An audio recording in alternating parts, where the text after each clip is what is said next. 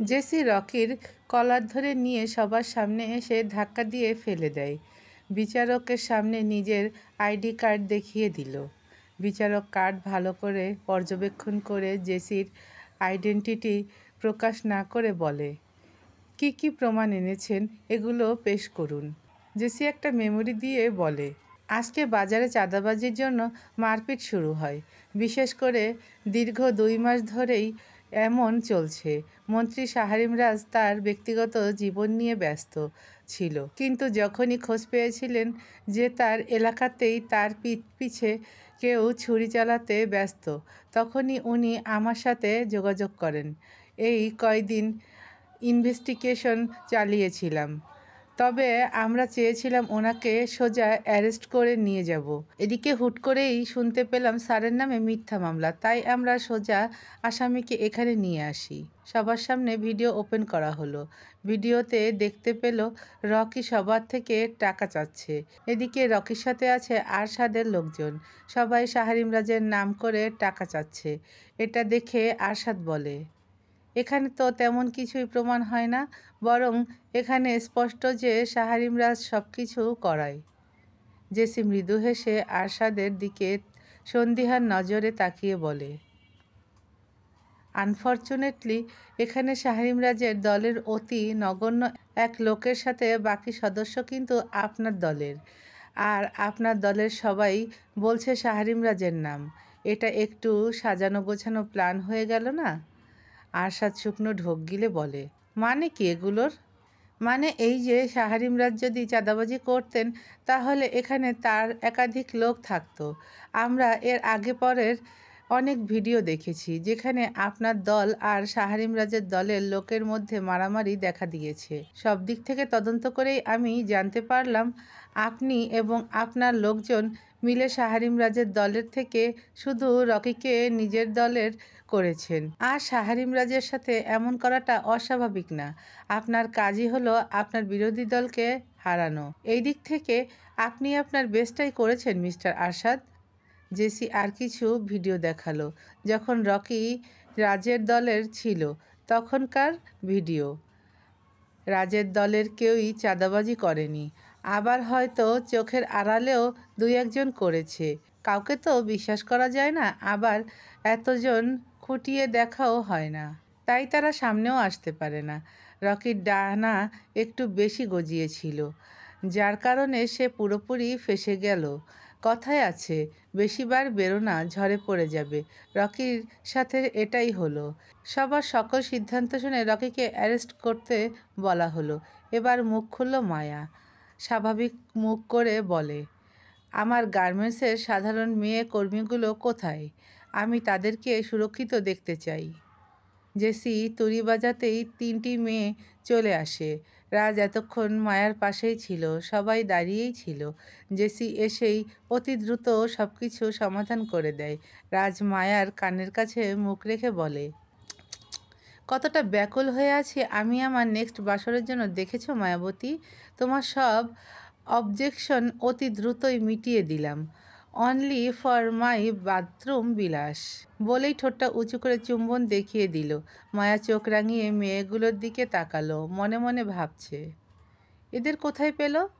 মায়া ওদের দিকে এগোতে নিবে, রাজ হাত ধরে আটকিয়ে বলে, ওদিকে গেলেই যে স্বামীর নামে করা মিথ্যা মামলা ধরা পড়ে যাবে মায়াবতী।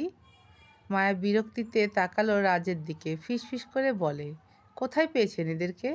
রাজ ঠোঁট উল্টিয়ে বলে, আমি তো পাইনি, পেয়েছে তো মিস জেসি, তাকেই জিজ্ঞাসা করো। মেয়ে 3জন এসে দাঁড়ালো সবার সামনে, বয়ান দিল রাজের পক্ষে। সব কিছু শুনে আরশাদকে অপরাধী বানানো হলো, শাস্তিস্বরূপ তাকেও অ্যারেস্ট করা হচ্ছে। রাজ আফসোসের সাথে বলে, নিজের চালে নিজেই ফেঁসে গেলেন। আরশাদ অগ্নিদৃষ্টি দিল শুধু, সে তো কিছুদিন পরেই বের হবে, তার ক্ষমতার জোর তাকে বের করে নিবে, এটা সবাই খুব ভালো করেই জানে, তাই তো চুপ করে চলে গেল। বিচারক এবার মায়ের দিকে তাকিয়ে বলে, আপনার নিজের স্বামীর নামে মামলা করেছিলেন আপনি, আপনার কি খারাপ লাগেনি? মায়া সোজাসাপটা উত্তর দেয়, আসামি যে তাকে শাস্তি পেতে হবে, হোক সে আমার স্বামী বা অন্য কেউ। মায়ার এমন শক্তপোক্ত কথা শুনে সবাই হাততালি দিল। একজন তো বলেই দিল, শাহারিম রাজ যেমন বিচারক মানুষ, তার বউ তো তেমনই হবে। একদম মানিয়েছে দুজনকে। মায়া আর রাজের কানে কথাটা গেল। রাজ দুষ্টু হেসে বলে, দেখলে তো মায়াবতী, তোমার আমার মিলন দুনিয়া করেছে গ্রহণ। তবে আমি করিনি গ্রহণ। বিয়ে তো হয়েই গেছে, এখন আর গ্রহণ করা বা না করা দিয়ে কি হবে? সোজা তো বাবা মা ডাক শোনার প্রস্তুতি নিতে হবে। আপনার কথাগুলো বাংলা সিনেমার ভিলেনদের মতো। বাংলা সিনেমার মেক্কা হিরো হয়ে কে জীবনটা বরবাদ করবে? বইয়ের আঁচলের নিচে থেকে নিজেকে ভার্জিন রেখে বইয়ের সতীত্ব বজায় রাখা হলো বাংলা সিনেমার নায়কদের কাজ। আমি তো মন্ত্রী, বউকে নিয়ে চলে যাব সোজা চন্দ্র রৌদ্র বৃষ্টি তন্দ্রা এসবে, না ডাইরেক্ট বাথরুম বিলাসে। শাট আপ বলেই মায়া চলে যায়। বাকি মেয়েদের বাবা মা ছিল, তারাই ওদেরকে নিয়ে গেল। মায়া গাড়িতে উঠে সোজা চলে গেল নিজের কোম্পানিতে। রাজ গেল আরেকটা সভায়। গাড়ি থামতেই সিটের সামনে থেকে বন্দুক নিয়ে বাইরে বের হয় মায়া। নিজের কোম্পানির সিক্রেট রুমে আসলো। এখানে দুজন যুবককে বেঁধে রাখা আছে। এরাই তো মেয়েগুলোকে কিডন্যাপ করতে চেয়েছিল। মায়ার পিছু পিছু এসেছে তারেক। তারেক একটু অবাক হলো, সিক্রেট রুমে এখন কেন আসছে? রুমের দরজা খুলতেই তারেক অবাক। দুজন যুবককে দেখতে পেল সে, তাদের হাত পা বেঁধে রাখা। তারেক ওদেরকে দেখেও চুপ করে আছে। মায়া ওর গার্ডদের চোখের ইশারা করতেই দুজন গার্ড ওই দুজন যুবকের মুখে গরম পানি ছুঁড়ে মারল। আগুন গরম পানির তেজে ঘুমটা ভাঙার সাথে সাথেই কাতরাচ্ছে যুবক দুজন। অসহ্যনীয় যন্ত্রণা হচ্ছে পুরো মুখ জুড়ে। মায়ার বাকি দুজন গার্ড হাতে লাঠির সাইজে ছোট রড নিয়ে আসে। মায়া বেঁধে রাখা যুবকদের দিকে তাকিয়ে বলে, রেপ করেছিলি না মেয়েদেরকে? বিনা শাস্তিতে বুক ফুলিয়ে অনেক ঘুরেছিস, এবার তোদের শান্তির দিন শেষ।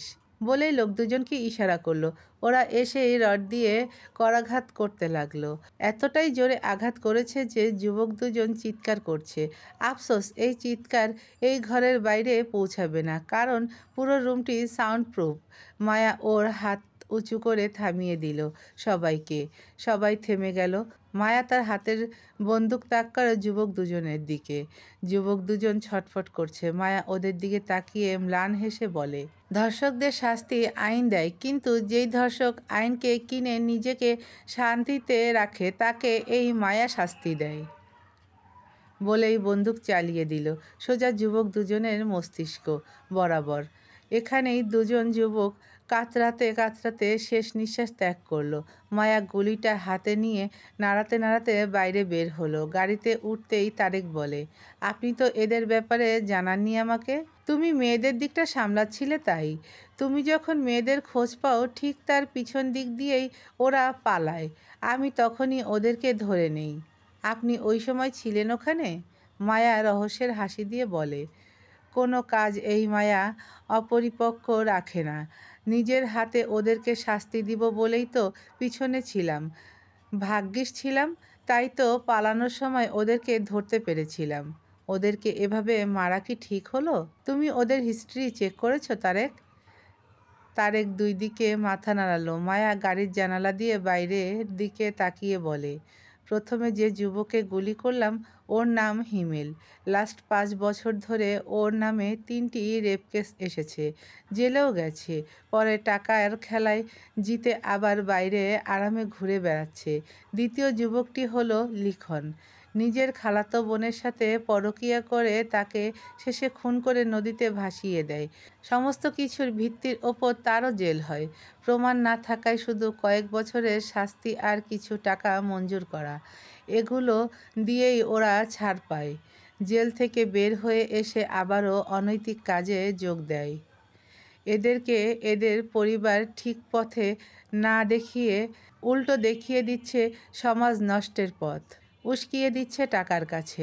এখন তুমি বলো, আমি কি করে এতগুলো অন্যায় দেখেও ওদেরকে ছেড়ে দেই? আজ আমি আবার ওদেরকে ছেড়ে দিব, ওরা আবারও অন্যায় করবে। জেনে বুঝে অন্যায়কারীকে ছেড়ে দেওয়া কি আমার উচিত হবে? তারেক মাথাটা নাড়িয়ে না বুঝিয়ে দিল। গাড়ি চালানোতে মনোযোগী হলো এবং সে রাজ মিটিং শেষ করে বাসায় চলে এসেছে।